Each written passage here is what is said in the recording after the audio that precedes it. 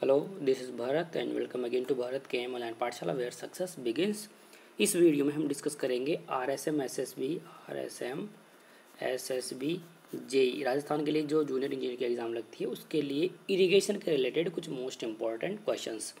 ये आपके सामने क्वेश्चन नंबर वन है। वीडियो में क्वेश्चन किस तरीके से करते हैं उसका प्रोसीजर आपको पता है। जैसे मैं आपको क्वेश्चन दिखाऊं, जैसे ये क्वेश्चन आप देख रहे हो तो वीडियो पॉज कर दो, खुद की तरफ से ट्राई करो कि कौन सा फॉर्मूला लगेगा, जो भी आपके दिमाग में कंसेप्ट है उसके हिसाब से क्वेश्चन को ट्राई करो। फिर ABCD ऑप्शन में से चूज़ कर लेना कि कौन सा करेक्ट है आपके हिसाब से। फिर सोल्यूशन देख लेना कि आपने जो किया है वो सही है या गलत है। गलत है तो उसको सही कर लेना और सही है तो बहुत ही अच्छी बात है। क्वेश्चन नंबर 1 में लिखा हुआ है, मैं सोल्यूशन बता रहा हूँ, आप वीडियो पॉज करके ट्राई कर लेना।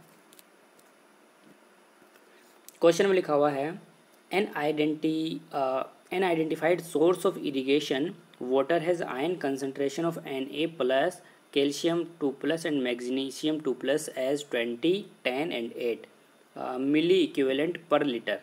ये रेस्पेक्टिवली दिया हुआ है, मतलब सोडियम के लिए 20 दिया हुआ है, कैल्शियम के लिए 10 दिया हुआ है और मैग्नीशियम के लिए 8 दिया हुआ है, और ये इसकी यूनिट है रेस्पेक्टिवली।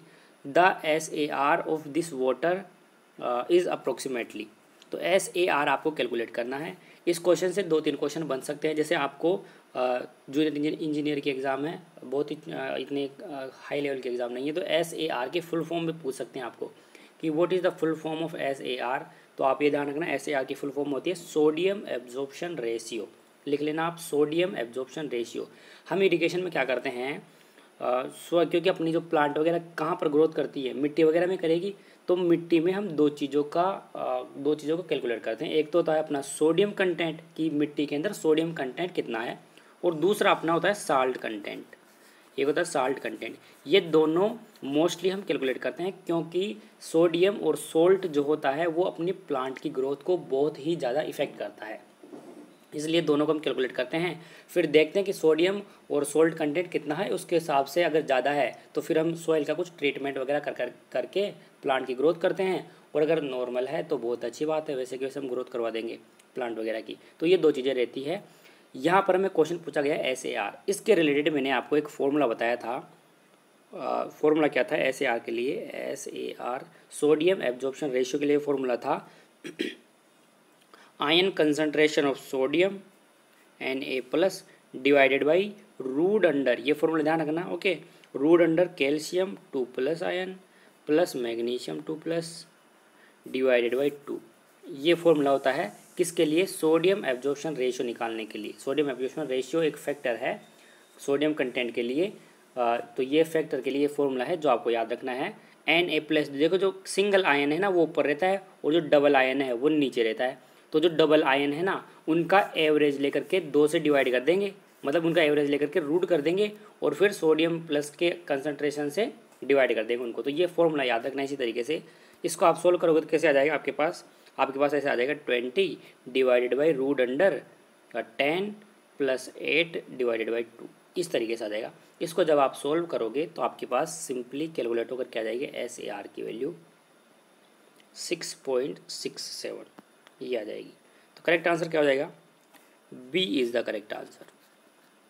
ठीक है, अब ये फॉर्मूले वगैरह मैंने कहाँ बता रखे हैं, तो मैंने लिंक डिस्क्रिप्शन में दिया हुआ है। आप अगर RSM SSB JEE 2020 की कंप्लीट तैयारी करना चाहते हो हर एक सब्जेक्ट के लिए डिटेल से, तो मैंने डिस्क्रिप्शन में लिंक दिया हुआ है, वहाँ से आप पढ़ लेना। सारे लेक्चर्स वहाँ पर अवेलेबल है। क्वेश्चंस में हम उतने ही चीज़ें डिस्कस कर पाते हैं जितने क्वेश्चन में दी हुई रहती है, लेकिन कंसेप्ट हमें समझना ज़रूरी होता है। यह आपके सामने क्वेश्चन नंबर सेकेंड लिखा हुआ है, consumptive use refer to the loss of water as a result of. Consumptive use को हम डिनोट किससे करते हैं? CU से डिनोट करते हैं, CU कंजम्पटिव यूज। और ये कंजम्पटिव यूज का मतलब क्या होता है, किसके अंदर लॉस होना पानी का। तो देखो ये बहुत सारी टर्म्स आती है इरिगेशन के अंदर, उन टर्म्स का हमें पता होना चाहिए। उन टर्म्स के बारे में अगर हमें अच्छे से पता होगा तो इरिगेशन हमें बहुत अच्छी समझ आती है, और अगर उन टर्म्स के बारे में पता नहीं होगा तो हम कंफ्यूज ही होते रहेंगे। तो ये जो कंजम्पटिव यूज़ होता है ये होता है कि किसी भी एरिया में हम इरिगेशन कर रहे हैं, मतलब किसी भी एरिया में हम जो प्लांट ग्रोथ कर रहे हैं, मान लो ये एरिया है, कोई खेत है, मान लो ये, इस खेत के अंदर जो भी अपना इवेपोरेशन लॉस होगा और जो ट्रांसपिरेशन लॉस होगा, उन दोनों का सम ही क्या होता है अपने पास? CU कंजम्पटिव यूज़ होता है। ओके, इन दोनों का सम होता है। अभी इवेपोरेशन लॉस क्या होता है, ट्रांसपिरेशन लॉस क्या होता है, ये सारे के सारे इन्फिल्ट्रेशन लॉस क्या होता है, ये सारे सारे मैंने इरिगेशन के सारे लेक्चर्स में बता रखा है। तो डिस्क्रिप्शन में बार बार वही बोलूँगा, डिस्क्रिप्शन में लिंक दे रखा है, वहाँ से आप पढ़ लेना। तो करेक्ट आंसर क्या हो जाएगा, इवेपोरेशन देखो ये देखो फर्स्ट नंबर पे दिया हुआ है। तो देखो लोग क्या करते हैं, स्टूडेंट क्या करते हैं कि इसको पढ़ते हैं और यही करेक्ट लगा देते हैं और आगे चल जाते हैं, लेकिन ये गलत है। क्यों? क्योंकि आगे पढ़ो देखो क्रॉप, ये तो हो ही नहीं सकता। इवेपोरेशन एंड इन्फिल्ट्रेशन, ये भी नहीं, इन्फिल्ट्रेशन नहीं होता है, इवेपोरेशन एंड ट्रांसपिरेशन होता है। और देखो evaporation and transpiration from the cropped area, अगर ये दोनों देखो ये भी सही लग रहा है और ये भी सही लग रहा है, अगर ये दोनों स्टेटमेंट में हो ना इस तरीके से, अगर आपको क्रॉप्ड एरिया दे दे या फिर आपको यहाँ पर है ना वाटर शेड एरिया भी दे सकता है, तो ये करेक्ट होगा। यहाँ पर ये ए गलत है, ये डी करेक्ट है। और अगर इस तरीके से लिखा हुआ नहीं रहता, यहाँ पर कुछ और लिखा हुआ रहता तो फिर अपना ये करेक्ट हो जाता। लेकिन अगर कहीं पर लिखा हुआ रहे कि फ्रॉम द क्रॉप्ड एरिया या फिर from the water shade area, तो करेक्ट आंसर अपना फिर वो वाला हो जाएगा। क्योंकि जिस एरिया में हम क्रॉप उगाते हैं, जिस एरिया में प्लांट ग्रोथ होती है, उस एरिया में ही उस एरिया से ही जो इवेपोरेशन और ट्रांसपिरेशन लॉस होता है उसी को हम कंजप्टिव यूज़ कहते हैं। ठीक है, ऐसा नहीं कि यहाँ से खेत के बाहर से भी अपना लॉस हो रहा है उसको भी हम ऐड कर लेंगे, ऐसा नहीं है। तो करेक्ट आंसर क्या हो जाएगा, correct answer is D, D is the correct answer. This is the question number 3। इस क्वेश्चन को करो, वीडियो पॉज करके ट्राई करो इसको, सिंपल सा फॉर्मूला याद होना चाहिए। मोस्ट फेवरेट क्वेश्चन होता है ये, तो एग्जाम में आने लायक, एग्जाम में इरिगेशन से क्वेश्चन आता है तो सबसे पहले इसी को उठा करके देते हैं। वैल्यू चेंज हो सकती है लेकिन फॉर्मूला वही लगेगा। ओके, कंसेप्ट वगैरह वही यूज़ होते हैं। देखो क्वेश्चन से हम क्या करते हैं, हम देखो मूवी, कोई मूवी आती है, मूवी का ट्रेलर देखते हैं, तो ट्रेलर से हमें पूरी मूवी समझ थोड़ी आती है। लेकिन जब हम एक बार मूवी देख लेते हैं फिर वापस से आप ट्रेलर को देखो, ट्रेलर आपको बिल्कुल एज इट इज़ समझ आने लग जाएगा कि अच्छा अच्छा ऐसा ऐसा होता है। वो ट्रेलर कब समझ आए, जब हम मूवी को पूरी देखते हैं। इसी तरीके से जो हम क्वेश्चंस करते हैं ना, इस क्वेश्चन एक तरीके से ट्रेलर है क्वेश्चन। मूवी समझने के लिए हमें कंसेप्ट से सारे लेक्चर्स देखने पड़ते हैं। क्वेश्चन से हमारे कंसेप्ट मजबूत होते हैं, ना कि कंसेप्ट बनते हैं। कंसेप्ट बनाने के लिए हमें थ्योरी पढ़नी पड़ती है, डिटेल से लेक्चर्स देखने पड़ते हैं। ओके, तो पहले कंसेप्ट मजबूत कीजिए, उसके वो पहले कंसेप्ट तैयार कीजिए, उसके बाद में कंसेप्ट मजबूत करने की ज़रूरत पड़ती है। क्वेश्चन लिखा हुआ है आपके सामने, ये फालतू के ज्ञान है बीच बीच में देने के। लिखा हुआ है given that the base period is 100 days and the duty of the canal is 1000 hectare per cumec, the depth of water will be. Okay, तो आपको डेप्थ ऑफ वाटर कैलकुलेट करनी है। इसके लिए सिंपल सा फॉर्मूला होता है। फॉर्मूला क्या होता है, delta into D is equals to 8.64 B, ये होता है। ये डेल्टा होता है ना, ये मीटर में रहते, यूनिट ध्यान रखना, ये यूनिट ध्यान रखना, डेल्टा मीटर में होता है। ये जो डी होता है ना, ये होती है ड्यूटी, इसकी यूनिट क्या होती है, हेक्टेयर पर क्यूमेक, मतलब हेक्टेयर पर क्यूबिक मीटर। मतलब एक्चुअल में ये क्या होता है, ऐसे होता है, हेक्टेयर पर मीटर क्यूब पर सेकेंड। ये एक्चुअल में या तो आप हेक्टेयर पर क्यूबिक लिख दो या फिर हेक्टेयर पर मीटर क्यूब पर सेकेंड लिख दो, इस तरीके से होता है। मतलब कि कितना एरिया, हेक्टेयर मतलब एरिया, कितना एरिया आपके इतने डिस्चार्ज से इरिगेट हो रहा है, ये आपकी ड्यूटी होती है। ओके, फिर बी अपना क्या होता है, डेज, ये डेज में आता है, दिन होते हैं ये, डेज में होते हैं ये यूनिट ध्यान रखना कि उसको डेज है तो डेज में ही रखना है उसको। अब रख लो सारी चीज़ें फॉर्मूले में।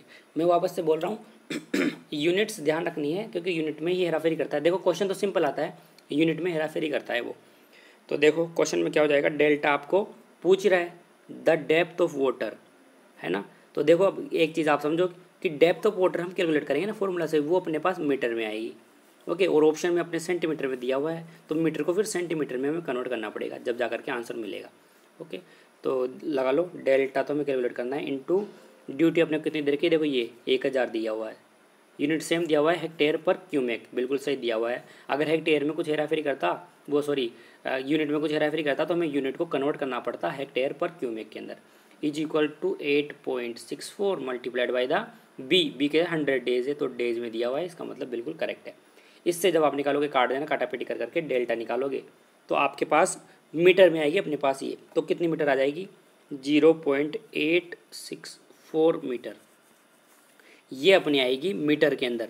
अब स्टूडेंट क्या करता है, 0.864 मीटर आई ना, अब इतना तो ध्यान देते नहीं है कि यूनिट क्या है, फट से ये आंसर लगा देते हैं और ये गलत है, क्योंकि देखो यहाँ सेंटीमीटर में तो अपने 0.864 मीटर आए ना, उसको सेंटीमीटर में कन्वर्ट करो तो 100 से मल्टीप्लाई करो उसको, कितना हो गया 86.4 सेंटीमीटर हो गया। तो 86.4 किसके अंदर है, ये रस्सी के अंदर है ना। तो करेक्ट आंसर इसका सी होगा, सी होगा करेक्ट आंसर। तो ये जो स्टेट लेवल पे जूनियर इंजीनियर वगैरह की एग्जाम होती है ना, उसमें ये क्वेश्चन तो ईजी देंगे, क्योंकि क्वेश्चन तो हार्ड दे नहीं सकते वो, बस वो यूनिट्स में हेराफेरी करते हैं, तो इसका थोड़ा आपको ध्यान रखना है।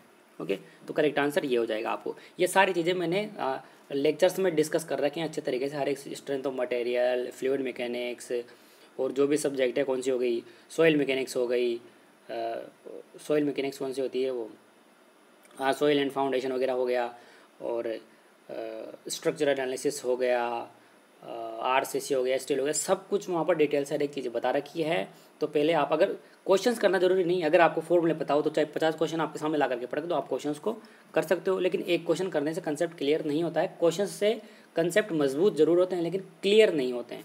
ओके, ये आपके सामने नेक्स्ट क्वेश्चन में लिखा हुआ है कि acidic soil are reclaimed by. मान लो कि कोई सोइल है, कहीं पर आपको प्लांट ग्रोथ करनी है, अपना कोई खेत है मान लो, वहाँ पर हमें कुछ पौधे वगैरह उगाने हैं, लेकिन वो जो सोइल है अपने पास वो एसिडिक है। हमने उस सोइल को टेस्ट किया और वो सोइल कैसे निकली अपने पास, एसिडिक निकली। अब उस एसिडिक सोइल को ट्रीट भी करना पड़ेगा, क्योंकि जब भी तो प्लांट ग्रोथ होगी, नहीं तो वहाँ पर प्लांट ग्रोथ हो ही नहीं पाएगी। तो एसिडिक सोइल को ट्रीट करने के लिए हम क्या यूज़ करते हैं ये बताओ आप। तो डायरेक्टली आपको ध्यान रखना है कि एसिडिक सोइल को ट्रीट करने के लिए लाइम स्टोन का हम यूज़ करते हैं। तो करेक्ट आंसर क्या हो जाएगा, लाइम स्टोन का है, देखो यार limestone, B is the correct answer. Using limestone as a soil amendment, कुछ भी लिखा हुआ लाइम स्टोन ध्यान रखना आप। तो लाइम स्टोन एसिडिक सोइल को ट्रीट करने के लिए लाइम स्टोन का यूज़ करते हैं। इसी के साथ साथ एक क्वेश्चन और आता है, वो क्या है, बेसिक सोइल को, अगर मान लो आपकी सोइल बेसिक है, उसको ट्रीट करने के लिए किसका यूज़ करते हैं, ये आपको कमेंट बॉक्स में कमेंट करना है, बताना है।